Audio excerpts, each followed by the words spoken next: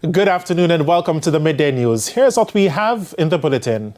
Health Minister responds to critics over Cornwall Regional Hospital Rehabilitation Project. Triple murder rocks Upper King Street in Kingston Thursday night. And later in sports, reggae girls move up in FIFA World Rankings. Thank you for joining us. I'm Shane Masters and here are the details. The Health Ministry is throwing cold water on criticisms of the work and the cost of renovation at the Cornwall Regional Hospital in St. James. Sandra Williams reports. It's a complex matter that cannot be fixed overnight. That's the response following concerns about the protracted time it's taking for work to be completed on the Cornwall Regional Hospital CRH. The hospital was closed in 2017 after a mold infestation which caused healthcare professionals at the Type A facility in Western Jamaica to fall ill. But the team, which has been carrying out renovation works at the facility, says the issue is far deeper. They say several defects were found in the structure of the building which needed to be addressed before any other work could be done. Once we started to take out the ceilings, the walls, etc., we saw where the steel was spalling. It's a technical term which just means that there's a cancer in the steel, etc. It's essentially where the steel begins to corrode and push away the concrete and the structure. The intricacy of that work is, beyond description. Every piece of steel that was corroded was cleaned and then treated before any kind of mortar was put back on the building. So that was done from the 10th floor straight down to the ground and into the basement, where we saw significant deterioration of the base of the columns, the main structural supports, and that took a lot of work. However, they insist that work on the health facility, which serves Western Jamaica, will be up and running soon. But as for dates, and I do believe with the greatest level of confidence, as opposed to 4 years ago or 3 years ago, that we are going to see re-engagement of the main building starting, if not the end of this year, early next, and that will continue through to a full re-engagement. But don't ask me to give you December 10th or December 15th, because to do that would just be to set up myself, and I'm not going to do that. Dr. Tufton also responded to concerns about the delay in the completion of the work and the cost. So those who say we started out with one particular objective and appear to have miscalculated are right on the fact that yes, we started out to fix a ventilation system. But the reality is we had to rescope as we went along when we discovered that the building had every single problem that you could think of. The men were speaking during a town hall meeting on Thursday to provide an update on the renovation works. The current phase of work, phase 2B, is expected to be completed by April 4. Sandy Williams, TVJ News. A meeting is set for today for the Heart and SDA Trust to have discussions with delegates of the Vocational Training Development Institute, VTDI, and the National Council on Technical and Vocational Education and Training, NCTVET, to address retroactive payments. The meeting is scheduled for 4 p.m. at the Heart and SDA Trust's head office on Oxford Road in St. Andrew. Now, National Workers Union Delegate Earl Samuel says workers will march from Heart and SDA Trust's corporate office on Ripon Road to the agency's head office. The workers at VTDI and NCTVET have been restive over monies they claim are owed to them from the Heart and SDA Trust. Mr. Samuel says employees have been staying off the job since Monday. Despite a relatively successful winter tourist season, the Tourism Ministry believes there is room for sector improvements. It's why the Tourism Minister is moving ahead with an educational tour for sector workers. Details in this report. As the winter tourist season draws close to an end, Tourism Minister Edmund Bartlett has embarked on an island-wide tour to sensitize and build awareness of the tourism development product. During the tour, Mr. Bartlett provided an update. And particularly to look at the improved room stock, the new hotels that are being built, and also to give assurance to our stakeholders of the strategy that the government is pursuing. Mr. Bartlett says part of the government's plan is to involve more people and small businesses in the tourism value chain. There's a changing profile of the Jamaican accommodation subsector in favor of the shared economy. As we saw last year, 29% of the visitors went to Airbnb type activity. So they are dispersed all over the island, which means they are consuming more of the ordinary things that are supplied by people in communities. And Mr. Bartlett says training will commence soon. We have 20,000 new rooms to come. And we now have to build the capacity to deal with those 22 rooms. Or we're going to train and build the human capital to respond to that.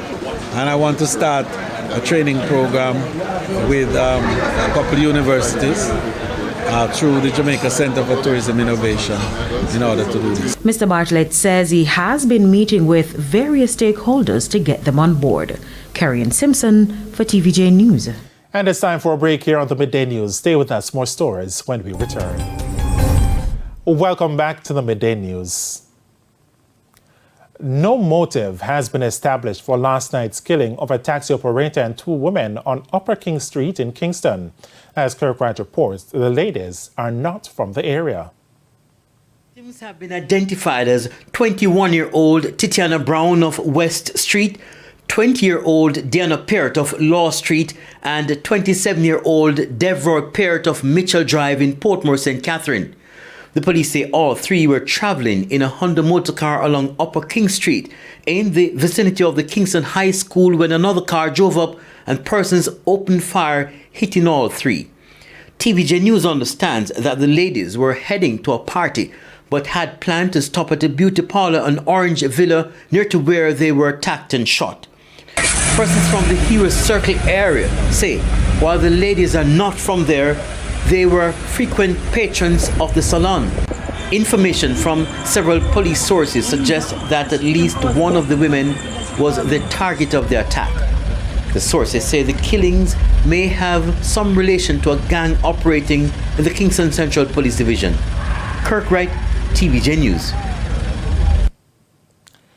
A man was killed sometime after 4 this morning in Half-a-Tree, St. Andrew by another man in what police believe to have been a case of mistaken identity.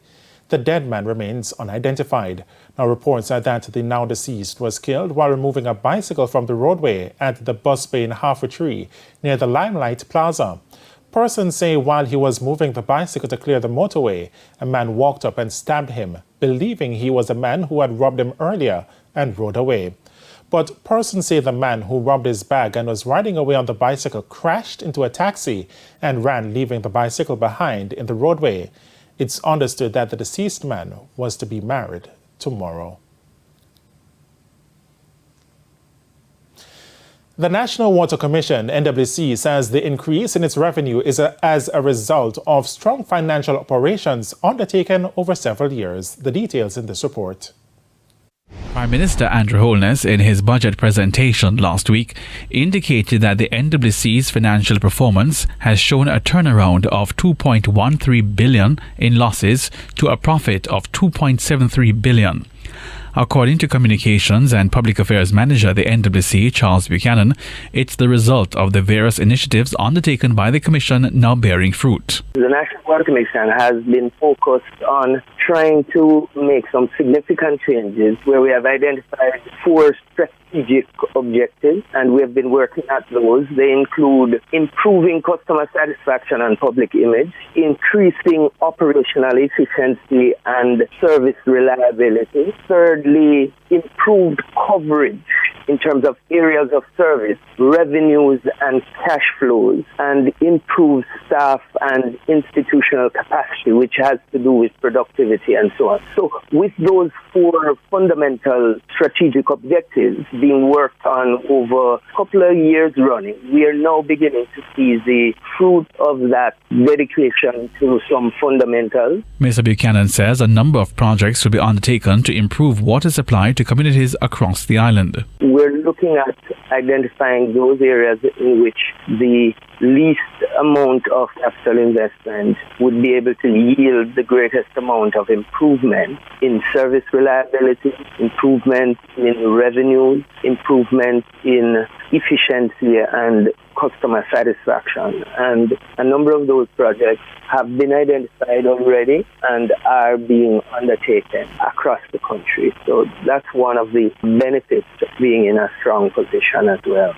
In the meantime, Mr. Buchanan, who was speaking on Beyond the Headlines Thursday evening, said the corporate area's two main catchments remain at 50% of capacity despite recent rainfall. He says there continues to be reduced inflows in critical watersheds such as the Hope River. We need more rain over more days, especially in the critical watersheds, so that we are able to see increased inflows coming in those critical streams. So, for example, I went up to the Hope River to look with much expectation and hope that I would have seen some increased flows coming down the river into the Hope and Mona systems. But unfortunately, nothing has changed there. Hal Shane Burke reporting for TVJ News. And it's time for the Business Minute. Global trade was valued at $32 trillion in 2022. In its latest update published on Thursday, the United Nations Conference on Trade and Development, UNCTAD, said this was achieved despite deteriorating economic conditions and rising uncertainties in the year. It says the trade in green goods, also called environmentally friendly goods, led the growth, with a 4% uptick in the trade of those goods in the second half of the year. The combined value of trade in the category hit a record $1.9 trillion in 2022, adding more than $100 billion compared to 2021. Among green goods that performed exceptionally well were electric and hybrid vehicles, which increased 25%, non-plastic packaging up 20%, and wind turbines up 10%. UNCTAD says, however, growth in 2022 turned negative in the last half of the year and is set to slow in the first half of 2023. Bank shares across Europe have fallen sharply as worries over the financial strength of the sector return. Shares in Germany's Deutsche Bank saw the biggest fall, dropping 13%, and there was also a sharp jump in the cost of insuring against losses on its debt. Investors have already been spooked by the collapse of two US banks and the rushed takeover of Swiss giant Credit Suisse by its rival UBS. Stock markets in London, Germany and France were all lower. And that's it for the Business Minute. I'm Hal Shane Burke. Time now for the top regional and international stories. In the region, hundreds of young people in Grenada and several Caribbean Community CARICOM member states are set to benefit from 3 U.S. aid-funded projects. According to the U.S. Ambassador for Barbados and the Eastern Caribbean, the projects will work with youth, partners in government, the private sector, and many others. Other CARICOM member states to benefit from these regional projects include St. Lucia, Trinidad and Tobago, St. Vincent and the Grenadines, Barbados, and Antigua and Barbuda. There will be individual launches in various participating countries. On the international scene, former leader of India's main opposition political party, Rahul Gandhi, has been disqualified as a member of parliament a day after he was handed a 2-year jail sentence for defamation. On Thursday, Mr. Gandhi was found guilty of defamation by a court for the speech he made in 2019, in which he referred to thieves as having the same surname as Prime Minister Narendra Modi.